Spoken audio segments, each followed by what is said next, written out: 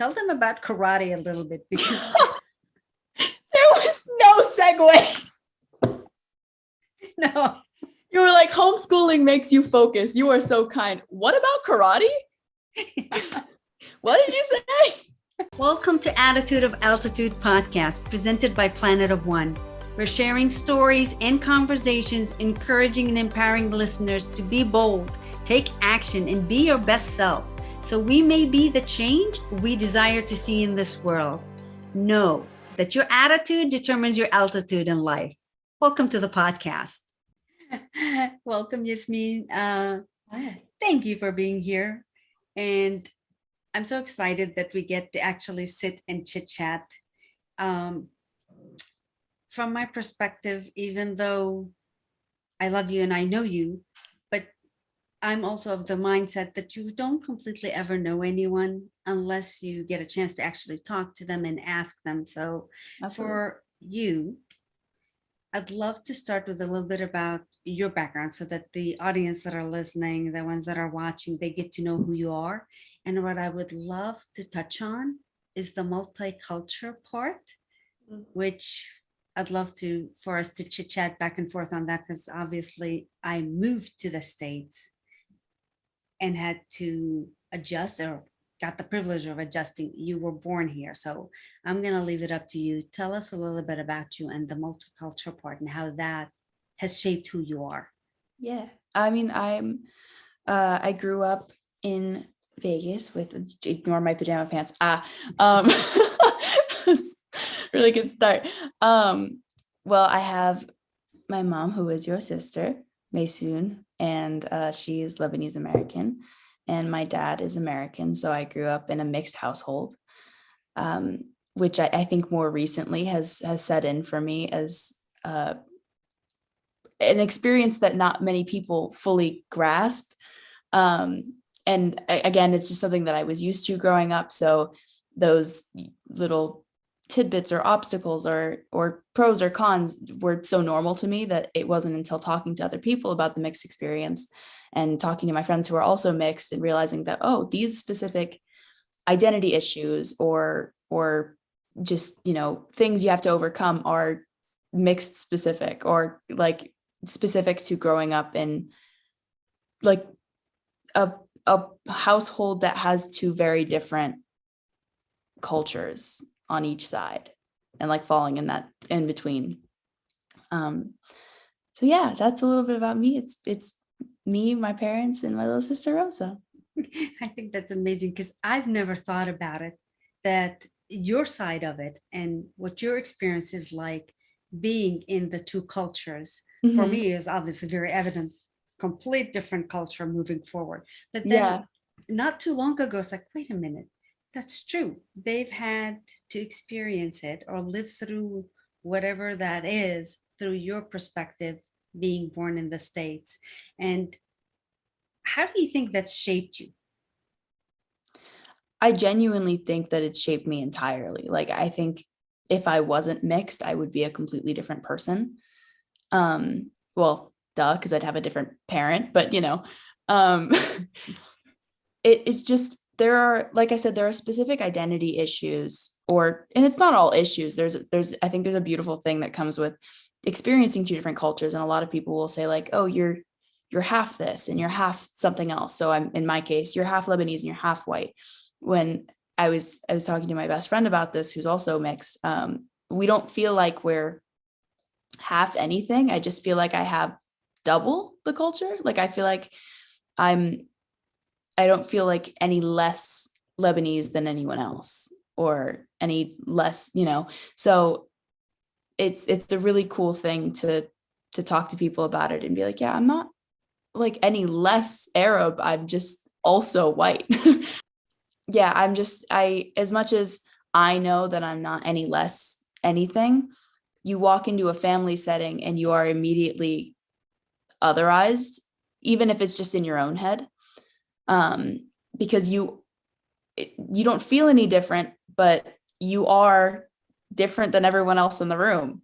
So in our case, I walk in and I don't feel as ethnic or as cultural as everyone else, And then I walk into my dad's side of the family and I feel a little like too ethnic or too cultural, or, so you just have to learn that you're not too much or too little of anything. And it really is a long process of figuring that out and being okay with that.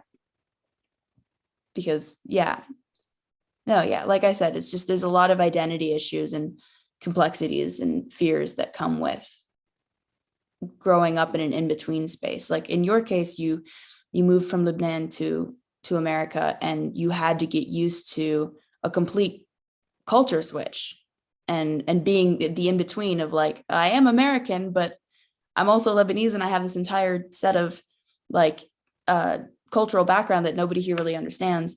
And in my case, I've grown up in that middle space where I'm like, yes, I am American, and I've lived here my whole life, and I have my dad who was born here and grew up here, but also I have this whole other side of me that I was so immersed in growing up, and it's a lot to figure out.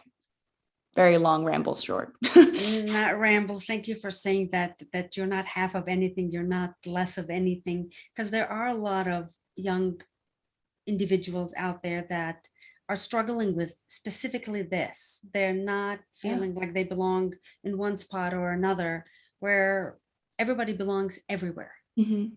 And it is that process of knowing that you're not half of anything. So thank you for saying that, Yasmeen. That's so crucial for a lot of the young individuals that are listening.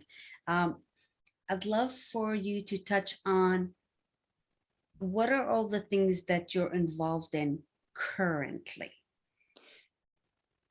Currently, as in like career, because you're young and you already have a career. And I can recall back to when I was your age, the only thing that was on my plate was go to school and go do your part-time job and come home. But you have already created a career, but yet you have a lot of things. So touch a little bit on that. Yeah. So like you said, I've got my work, but I'm a double major in college right now. So I'm a film and political science major, and I'm working on not completely full college load, on getting my associates and then hopefully my bachelor's, and we'll see what happens beyond that. So I have my school, I've got obviously my family life and trying to stay involved socially with my friends and connecting with them. But I've also got Miss Marvel, which comes out in June 8th. So we're doing press and junkets and pictures and promotions and all of those something every day fittings just to, gear up for the release. And and I just booked a movie, which I'll be flying out to film in a couple weeks. Congratulations on that. What is your favorite class this semester? Did you have a favorite class? I did. I took a women's ethnic studies class, and it's not only my favorite class this semester, it's my favorite class I've ever taken. It was just so interesting, and it's almost like a sociology class, and it dives into like social dynamics and white privilege and liminal spaces and how feminism is intersectional, and how like every person deals with sexism in a different way based on the aspects of you that pile on top. So at the base, like, yes, it's a women's issue, but then there's women with disabilities or the LGBTQ community or trans women or, Black women, or so there's so many things that pile on. I'm talking your ear off about this class. I love this. that like come with women's issues that are specific to specific people. So it was just a whole class studying that and talking about the terminology, and it was so interesting. Do you have a least favorite class? I have a few. Pick one. Finance. Got you. I hate finance. It's interesting because my least favorite class was statistics. Like, why does anybody ever need statistics? This is like my math replacement class, and I thought I was being like sneaky by being able to do like finance instead of actual math. No. There's a reason it's a math course. Yes. And obviously math is very crucial for everything that we do in our lives. Yet some of it could be overwhelming to the career you're choosing or the way that you're doing, but it is very important. Yeah. Well, I mean, I also chose finance because like that's something that I like you actually can kind of use like that information. Like I should know how to read it, and I just hate it. It's not fun. But yet you completed it. Studies this. You completed it. I'm not done with it. I'm still in it. It's a 16-week course. I hate it. Like my other courses were like 8 weeks. This was the only one that I took that was 16. It's so long. Isn't it interesting how the universe is responding? It's like, okay, let's put you in that. Yeah. And as soon as I have like a class because right now my women's ethnic study class is over. That was the 8-week one. And I'm also taking geography. So right now I'm taking geography and finance, and that's like technically the workload of 3 classes, so 9 units. But I don't like taking 2 classes that I don't like at the same time. I have nothing to look forward to with school. But you're still doing it. Of course I'm still doing it. I'm getting it done. Still getting good grades, but like begrudgingly. I love for people to hear that, because you still do your best work, even though it's not something that is top of the line for it's like, ooh, math, ooh, geography, yet you still do the work. I think it has a lot to do with, and I'm sure you can relate to this as well, is that like cultural, not even pressure, but like it's a cultural thing. It's like school is extremely important, and you always put your best foot forward in as much as effort as you possibly can. Whether you like the class or not, it's important, and education is important. And that's like a moral thing that has been ingrained in me since I was born. And it's funny you're saying that, because doesn't that basically seep into other areas of your life, and how you treat your career, how you treat your friends, how you conduct yourself? Definitely, because it not only teaches you in a school setting, like you need to put in your best effort, but so sorry, I'm getting so many like emails and texts. It's distracting me. I should actually just turn that off. It's off. Okay. It teaches you to put a whole bunch of effort into your schoolwork, but it, as a blanket statement, teaches you to just put effort into things that are important to you. So your friends, your career, your family, your hobbies, like it just kind of, it rewires your brain in a certain way where you feel like anything that you care about deeply, you have to put at least that baseline amount of effort in. And sometimes it's stressful, but other times like it's super helpful to have that mentality. I think that's great that you're saying it exactly that way. Share with them the dedication it took for you to actually land some of the roles, because you weren't living in LA at one point. Mm-hmm. So what was that process of you auditioning and doing all the things that you needed to work on along with school? Yeah, well, I mean, I think, and it was a lot of effort on my part, of course, but I always give credit to my parents and my sister, because they genuinely made it happen. I started this when I was 13. So there's quite literally no way I could have done it by myself, especially like you said, I wasn't living in LA.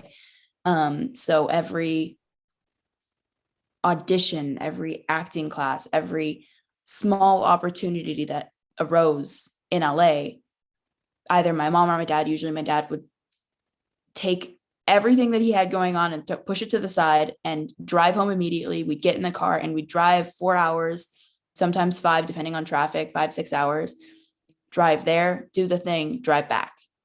And we did that off and on for a year, and sometimes it'd be 3 times a week. We'd drive there, do the thing, come back. Then I'd have something the next day and I'd be like, I'm so sorry, I just got another thing.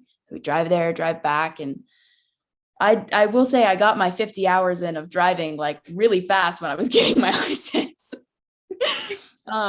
It's like it worked out that it was at the same time, but we would do that, and then at a certain point my dad decided, or my parents decided, that maybe it would be good to get like rent an apartment there, and by apartment it was like somebody's back pool house with like 2 single beds and like a kitchen kind of, but again it was a pool house. It was really small, and they put money down every month to make sure that I was there and I was able to get to everything that I wanted to, even if it was just for fun. And because I had made friends out there, they always put in so much effort to make sure that I was able to do it.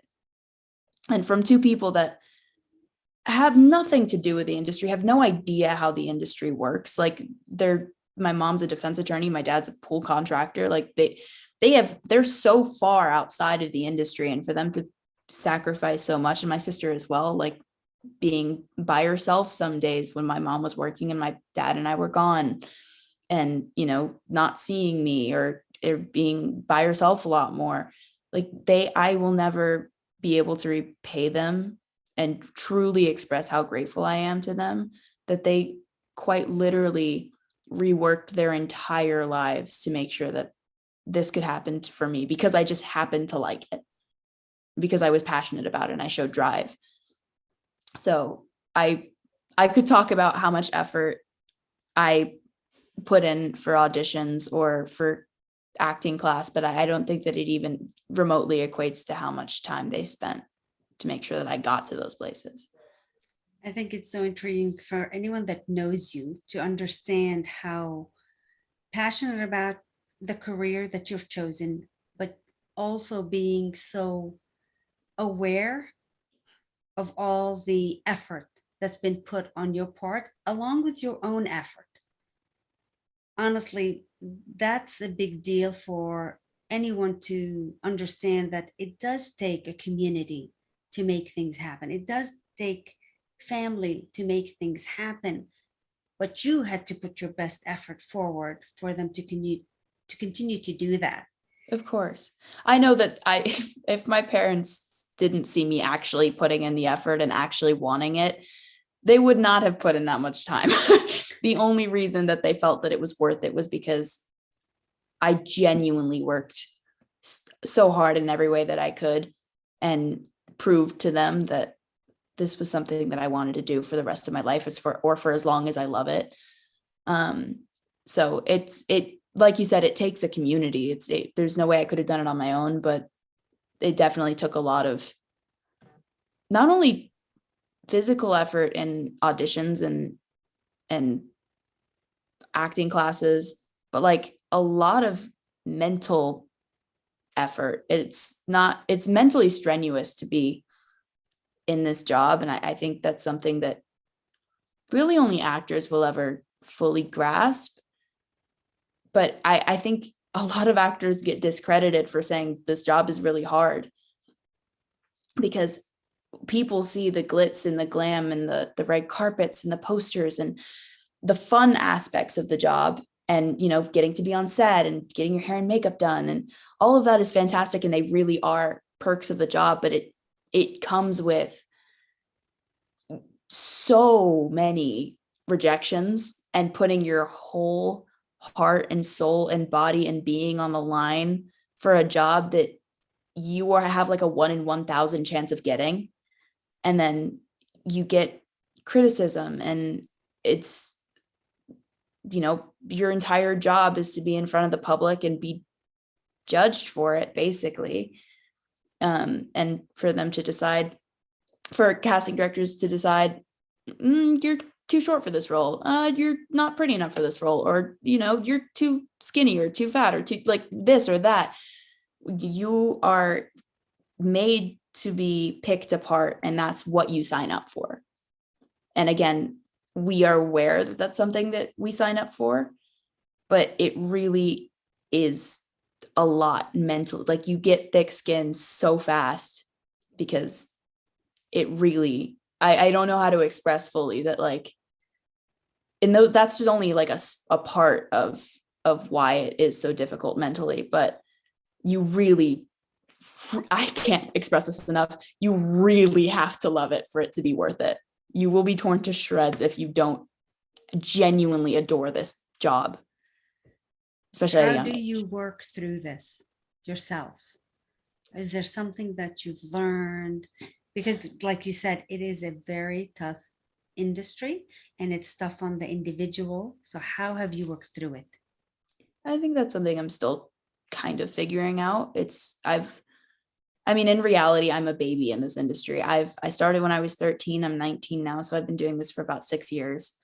Um, which, in the grand scheme of, if you're looking at Tom Hanks or, people who've been in this industry for years and years and years, I'm still very, very new. So I think the thing that I try to do most is not blame myself so much for not knowing what's happening, or like an understanding that I am still very new and that it's all a learning curve and I'm gonna make mistakes and I'm gonna, do something wrong in an audition. I'm gonna make the wrong choice. It's gonna happen because I've only been doing this for so long. I'm still only 19. So that's one big thing. And another thing that I had to learn how to do is open up to people. When I started this, I bottled everything up, and this was until very recently I did this. I had a really, really hard time leaning on anybody else. I am independent to a fault and have always kind of just taken all of my insecurities or emotional, I don't want to say trauma, but emotional trauma, and I didn't alleviate it at all. I just kept it inside and I didn't want to put it on anyone else. So for a long time, any rejections or any, criticisms that may have affected me stayed within me because I didn't want to bother anyone else with it. But I think a really, really big thing that you have to learn is you can't do that. No person can take all of that on their own. So finding a few people that you trust and finding your inner circle and the people that you really depend on, and they depend on you, is so important. That's crucial. You're saying that. Again, for a lot of the young individuals that are listening, being able to understand that you do need a good set of friends or community that you rely on that understand you, because there isn't any one person that can handle, especially all that pressure that comes on, yet you are doing it. How did you even decide to become an actor? What was the draw for that at such a young age? I always say is I think every, young kid watches TV and they're like, I want to act. That's really cool. And I said that when I was younger, that I I would watch iCarly with you and then you'd be like, you should do that. I'd be like, I don't know how to do that. So I think there was always that little part of me that loved, I mean, I was a singer and that was what I wanted to do from the age of like 3, 4 words. So I always kind of wanted to perform and entertain. And what I always say is, and the reason I truly love doing this job is I like making people feel and emote, whether that be happy or sad or anything in between.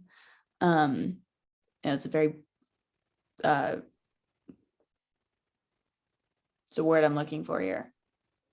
It's not a very profound like terminology for emotion, but happy, sad, but all of that. I always loved performing. So yeah, singing was kind of where I dug into that passion for performing for a long time, and that was like my performing vice. Like that was what I used to express that for a long time. And then through singing, I met a friend who had been acting since she was 5, and we got really close. And one day she was like, you should come and try my acting class. Like you might like it. You never know. So I was like, I've got karate those days, so I'll see if I can move some things around. And I told my parents and asked them if I could, try it out. And of course they were like, yeah, they were always super encouraging of trying different extracurriculars. So they were like, sure. So I tried one class and that was their mistake because I was not going to do anything else after that. I absolutely fell in love with it from the first day and wanted to go back twice a week and wanted to put like from the get-go wanted to put everything that I was into this new career and this newfound love of mine. And I think as soon as I tried acting, it clicked for me. And Rosa, my little sister, says this all the time too. It's like, as soon as I started acting, it clicked for everybody around me that like, that was what I was supposed to do for the rest of my life. And I think people have this misconception that when I say that, I mean, I'm trying to be like famous and I want to be in Hollywood for the rest of my life, when that's not the case at all. I really just, I want to act. I want to make people feel, I want to do the job portion of it for the rest of my life. So yeah, I just, that acting class really got the ball rolling for me and I never looked back. And if you had an opportunity to create the perfect role for you right now, what would you create? What would that magical role be right now as who you are? I think it's really funny you say that, because for a long time, my dream role, or the role that I really wanted to do like next or whenever at some point in my life. I don't know if you've ever seen Girl Interrupted. It's a movie, it's on Netflix now, but it stars Angelina Jolie and Winona Ryder. And for years since I saw that movie first, the role that I was like, I really want to play, that was Angelina Jolie's part in that, because she's deep and complex and has like a lot of mental trauma, and like she's very nice, and it's kind of fun to play that. And there's just like so much to her, and she's kind of twisted and like weird. So I thought that would be so fun. And I'll come up with a different one because there's a reason, but I basically just booked that job, that part, as my next job. And for anybody who asks me, that is what I've said. And this is like the closest I've even auditioned to a part similar to that one, and I got it. So now I'm playing that, which is so cool. But I'll think of something else. So I guess a dream role at this point, because I just got my other one, would be, I really want to play like, it would be fun to play like a really lighthearted, upbeat character that's super lovable and adorable, because I don't think I've actually played like a bubbly type of character like that. Most of my characters have been either mentally not okay or sarcastic and funny and kind of dry and witty.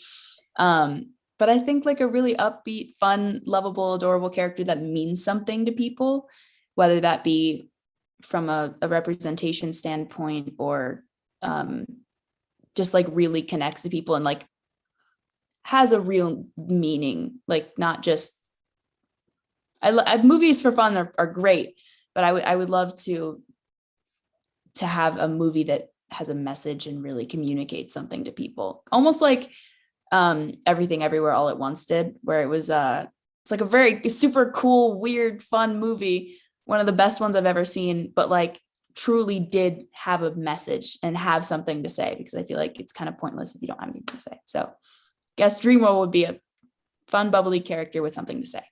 It's intriguing to me that you can even play those roles, because that's what makes you a great actor, because knowing you're so kind, so sweet. So to see you in those roles and be so in tuned into them and see that come out of you is like, whoa. So it is interesting, because you do draw the emotions out of people, and your purpose is to draw the emotions out, for people to actually talk about things so that they don't fester and they don't keep them on the inside, and you can actually have the conversations about these things. Yeah. And I would love to do like something where I get to talk a little bit more deeply about the experience of being mixed, because I feel like I have a lot to say on that front. I didn't really dive deep the way that I do in conversations with my best friend where we're like heated about it. But I would love to talk about that like in a movie or in something like that as well. And we're going to get the chance, actually, because we're going to have a podcast with a couple of your friends that are in the industry, and you guys just completed a movie for a friend of yours, Kennedy Clark. and you had a couple of roles in there, which is one of your other talents. What are the roles that you actually had for Kennedy? Well, for that one, I played my best friend's best friend, which was very easy. Sabrina Zukowski, I played her best friend at the age of 17 because I'll give a brief description of the short real quick, but it's basically a short that follows a girl named Lux and the important relationships and what she takes from each one throughout her life. So 15, 17, 19, 21, and how those shape you growing up. So I immediately already really loved the project because that's something so relatable that we can all like look to and be like, yeah, I did that. So that's one thing, is I played her best friend at 17. And the other thing I did was wardrobe, and I got to costume design the project, which was so cool. That was the first time I've been given the opportunity. I'm so thankful to Kennedy for letting me explore that finally. It's been something I've been so interested in for like a long time. Because fashion is a passion of mine. but yeah, it was really cool. I got to dress all the characters, and as an actor, like the perspective that and the way that you break down a script is so different than the way that a makeup artist break down the script, or really any other person within a production breaks down a script. So it's cool as an actor going into wardrobe because I already break down a script as an actor. So I have this kind of I'm just different than other wardrobe designers. There's like this different perspective that I kind of come in with, and I break down character in a very specific way. So breaking down character in that way unintentionally while looking at wardrobe is really interesting because you get like reason. You can think of like reason for them to wear this specific thing, like rather it just being like a blanket statement, like, yeah, they look like they would wear this. She's a nerd, so she wears glasses. Like you can kind of be like, oh, well, growing up, or because of this relationship that she had at 15, her style would progress in this specific way because mentally she would go from A to Z. So there's a lot more interworkings that I really, really enjoy doing. Because again, those are two, like acting and fashion are two things that I'm like super passionate about. So putting those together for this short, which I already think is so incredible, was so fun. But big credit to wardrobe designers because that is hard. Yes. Just like you said, people that look from the outside and look at the film industry or a show or red carpet, they don't completely understand all the pieces that go into every bit of it, including wardrobe, and what that dress code or whatever you put on, how it changes the images and that what we see as people looking in to it. Didn't you also get the chance a little bit on Miss Marvel to have some input on some of the wardrobe? I did. Yeah, it's kind of touching on what you said, like the little nuances of every job is like truly beyond me. Because also I'll answer the other question, but also on the short, I got to do a little bit of set design and a little bit of producing. Because again, it's a short and we were working with a limited budget and a limited crew. So we all kind of, all hands on deck, basically, we're like doing everything. But every job is so different and so difficult in their own way. And it's just something that I never would have thought about really, because it wasn't my job up until that day. So I didn't have to think about it. So yeah, it's like I said, the nuances are really, really interesting. But on Miss Marvel, I got to know Arjun, our costume designer, really well. And I was bugging him like all the time, asking if I can like just work in wardrobe too. And he was like, that's like legally, no, I can't do that. So, because I was also like 17 at the time. So I actually couldn't work there, but he let me, like, he would bring out the rack of clothes and he would put some things together and he would, ask my opinion, or he would let me, pull a few things or put some outfits together. And then come reshoots, he was filming another project with Keira Knightley, I believe. So he wasn't able to actually be there physically to put new outfits together. So they rolled in the rack and we're like, all right, now it's your turn. I lost it. I was so excited to sit there and like dig through the clothes that they bought and put them together. And it was so cool. So like the outfit that I wear in episode 1 now is something that me and I believe an assistant costume designer put together, and it was very fun. But they gave me a lot of liberty as far as building Nakia as a person in a fashion sense. So I was super happy that they trusted me enough for that. And I know that I walked in day one in this like brown plaid type of outfit that I thrifted, and there was like a whole bunch of different layers, and Arjun's whole thing is layering. Like he's so good at it. He color combinations and layering, it's incredible. So I walked in that outfit and they were like, oh, okay, this will be fine. So I think from that day forward, they were like, we trust her, she's got it. So yeah, like I said, I'm super grateful that they allowed me such freedom with this character that is so important and like means so much to me specifically and so many other people. That also a character that happened to be my favorite one from the comics. So I was like very passionate and careful about making sure that like she was still the same as she was in the comics, fashion wise. And, you know, certain things have to translate a certain way from comic book to screen. But I wanted to make sure that like her essence and the heart of her was still there in her clothes. So not that it was all me, but Arjun also wanted that. But you touched on something that's really crucial. You touched on the topic of clothing, but you also delved into that you care about preserving the essence of what you're playing. Always. What does that mean to you? Because you're playing a variety of characters, and this one is definitely a large character. Yeah. But it touches on a lot of lives. So what does it mean to you, honestly? I think generally just preserving the heart of a character and making them a human being more than anything else is extremely important, because the last thing people want to watch is this character like giant version of a person that like they can't really connect to because doesn't feel like a real person. So in going into a script and going into a character, I always want to make sure that they feel like a human being and they have, you know, their ups and their downs and complexities, and like, I'm loving this word right now, but little nuances that every person truly has. And with Nakia specifically, I walked into it with like this awareness that she means so much to so many people. And the last thing that I wanted was to handle that incorrectly.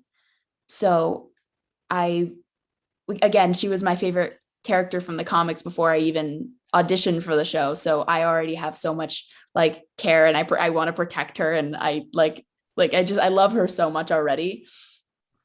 So going into it, and working with everybody on set who also had this extremely high level of respect and care for the character, and making sure that everything that we do with her is done with as much I guess respect, but just making her as a person as accurate as we humanly could and possibly could to represent this very large community of people. And also knowing that she's just one person. So her experience isn't going to be like everybody else's, but being as true to her experience as we possibly could. So love it, because you touched on it a couple of times. You touched on it and how it feels to walk into someone else's role and portray them. Mm-hmm. And you also touched on it in the short film you just did, where you had to step into someone's role, and actually walk in their shoes. And that's what you get to do in the film industry. You get to walk into someone else's shoes and portray them as the best that you can. And you touched on thrifting. I know some people may not even know what thrifting is. Would you elaborate? Because I know some people will not even believe that you do thrifting. So explain what thrifting is and why does it mean something to you? Okay. Well, thrifting is a pretty popular thing now, more in, I guess, in more recent years, but I've been thrifting for a while. It's basically this experience where you go to a store such as Goodwill and you dig through and pick through clothes that people have donated. So it's repurposed, reworn, or already worn clothes that are usually sold at a much cheaper price. But I love doing it because you get to pick through and find pieces that you love. And it's kind of like treasure hunting. You get to go in and like dig for the treasure and like look through the stuff that, you know, maybe you don't want, somebody else would want. And kind of getting to be super creative and how you, I'm a super, if you can't already tell, I'm an extremely creative person. And that's kind of how I live my day-to-day life, is with a lot of creativity. So getting to go to a store where they have just a whole bunch of clothes and finding pieces and going, oh, this would look really good with this thing that I have at home. And if I paired it with, oh, this thing I see on that other rack, this would be an awesome outfit. Like this, for example, I thrifted at 2+ years ago.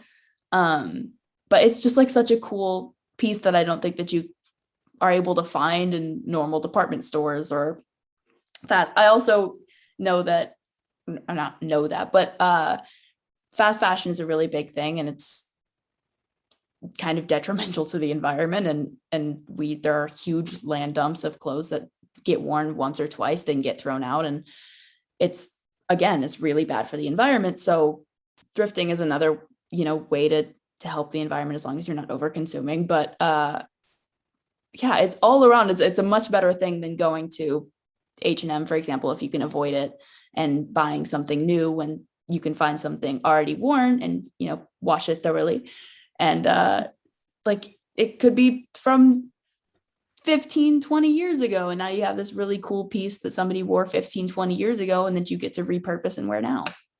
I want to thank you, because it was your enthusiasm that got me thrifting, because this is where this came from. And Yeah. what got me is the footprint that we're leaving for the world Mm-hmm. by all the excess that is present, and it ends up in landfills, and obviously it comes back and it harms our environment, and it's going to affect your generation, the next generation, so on, so on. So that part is what got me to understand, like, it's beyond simply buying new clothes. It's really leaving a footprint that's better for the planet. So thank you for doing that. It Yeah. was your enthusiasm that got me to do that. I'm so glad. I've gotten so many people to start thrifting, and it makes me so happy because, again, it's beyond just buying new clothes and it's a fun adventure. It's fast fashion is a really bad thing right now, and it has been for years. And the fashion industry comes up with so much waste because they mass produce in sweatshops, and that's a whole nother thing that's terrible. But they mass produce, not all of it gets sold, it goes to a landfill, and but it continues, and they continue to do another mass production of next year's, or the spring line and then the summer line. And so thrifting is just a really, really good way to almost boycott that, and Leave a good footprint. leave a positive Intentionally footprint. leave a Yes. good footprint, because Ecological that is something footprint. that you can do. I appreciate you saying all of these things, Yasmeen, and knowing who you are. If you could give advice to someone that is 3 or 4 years younger than you, a lot of the young individuals, from everything you've gone through, what would you say to them right now? Hmm.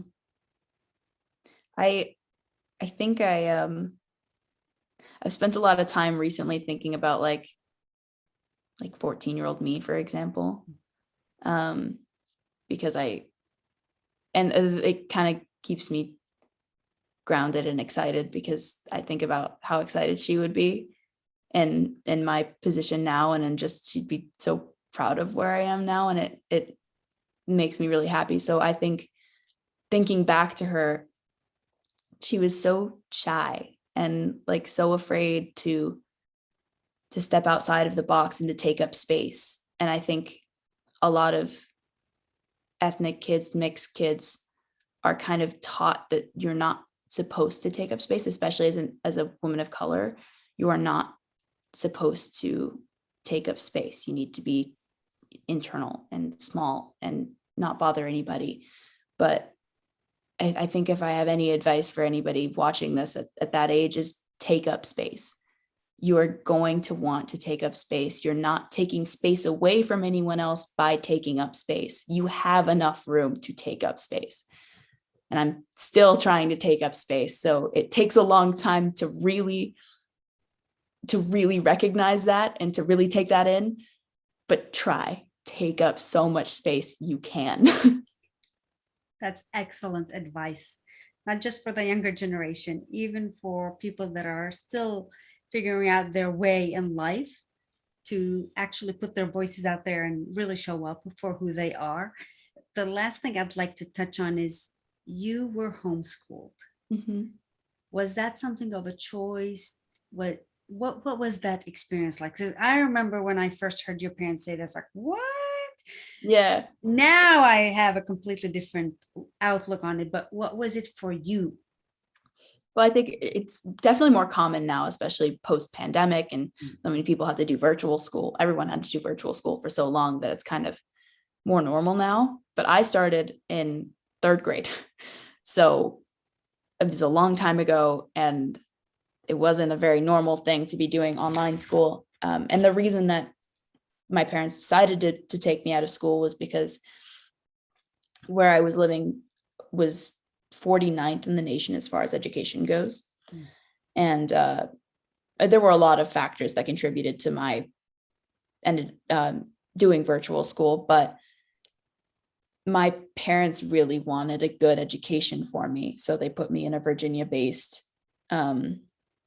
education system where I could work at my own pace, and whether that be, moving a little bit faster than class or moving a little bit slower than the rest of the class, but knowing that that it was my pace.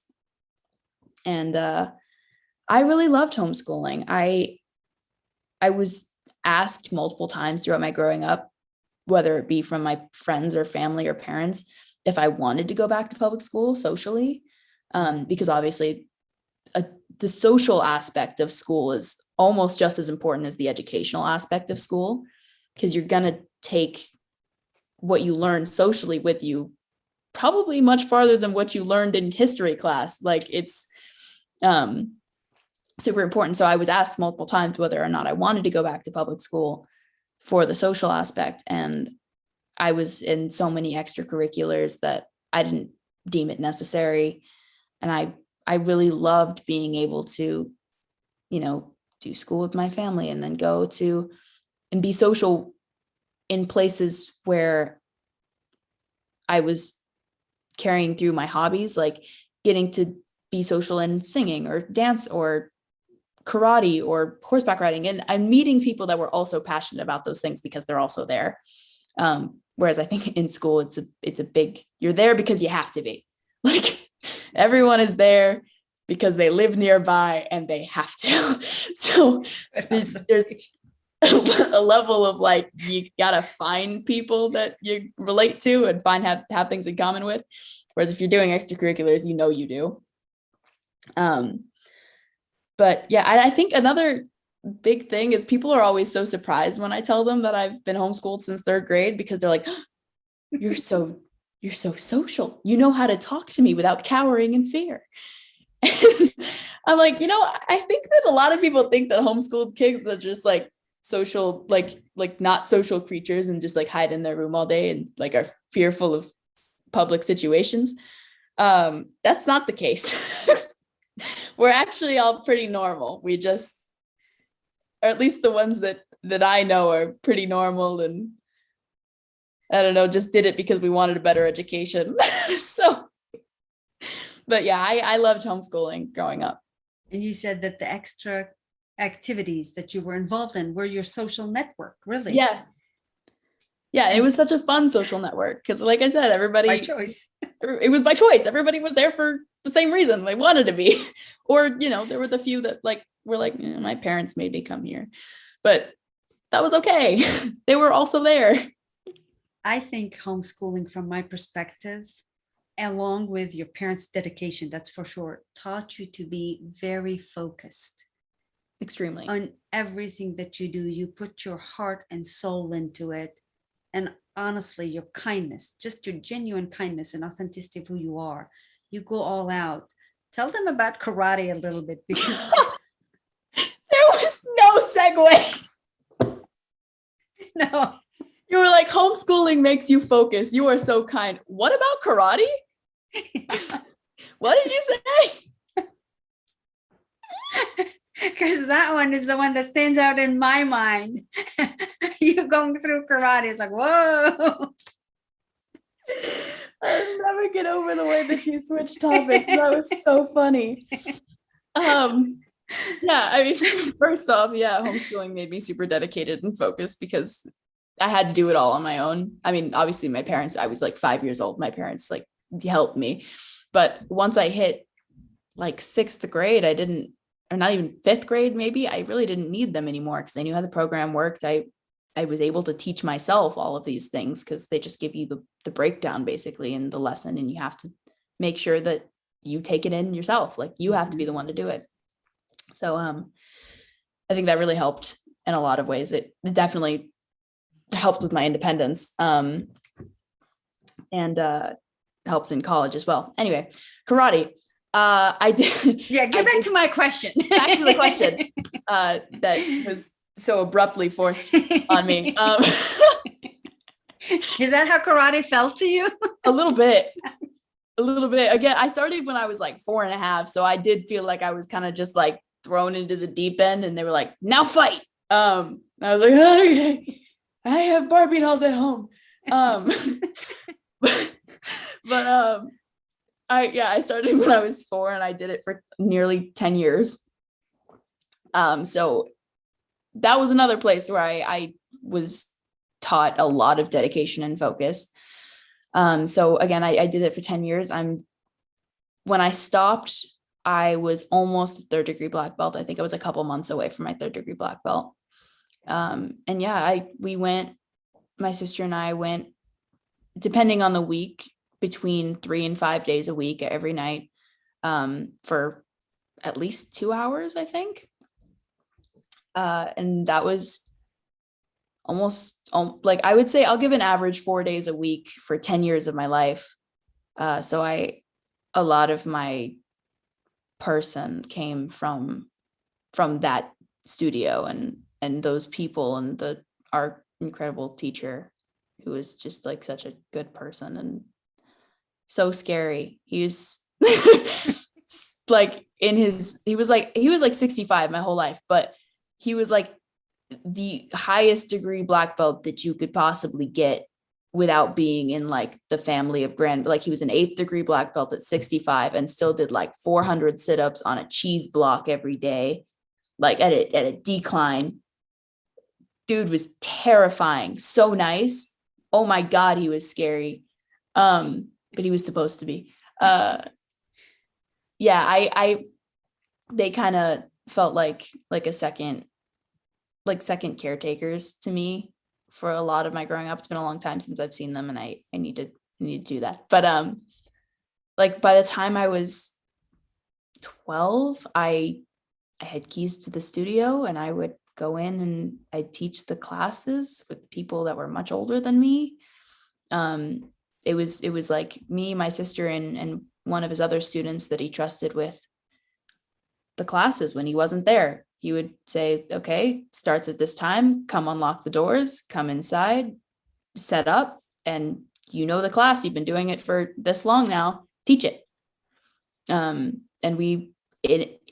looking back, that is insane for a 12-year-old girl to know how to teach a karate class. Like, first of all, what? Second of all, like that's how, like, and it's an hour long, 45-minute long class, depending on the age group.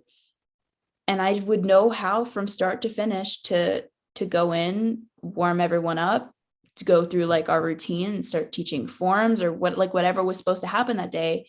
It was instinct to just teach it because I learned it for so long. So yeah, that's my karate, I guess.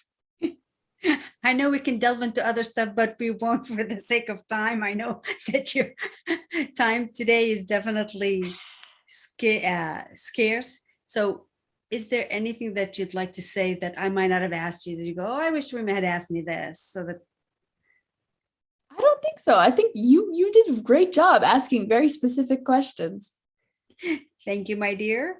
And what is the best way for people to keep up with you, follow you, see what you're up to? What's the best way? I guess the only social media that I really use is my Instagram. So I think probably my Instagram, which is just my name, Yasmeen Fletcher, Yasmeen. Fletcher is pretty easy to figure out. And if you want to keep up with me a little bit further, watch Miss Marvel on June 8th. Thank you. Thank you so much, Yasmeen. I Thank really you. appreciate all your time and I love you. And for our audience, remember, your attitude always determines your altitude in life. Yeah. Keep working, keep moving forward, do the things that are hard, and you will get there. Keep moving forward. Thank you, Yasmeen. Love you. Bye, Thank my dear. you. Love you.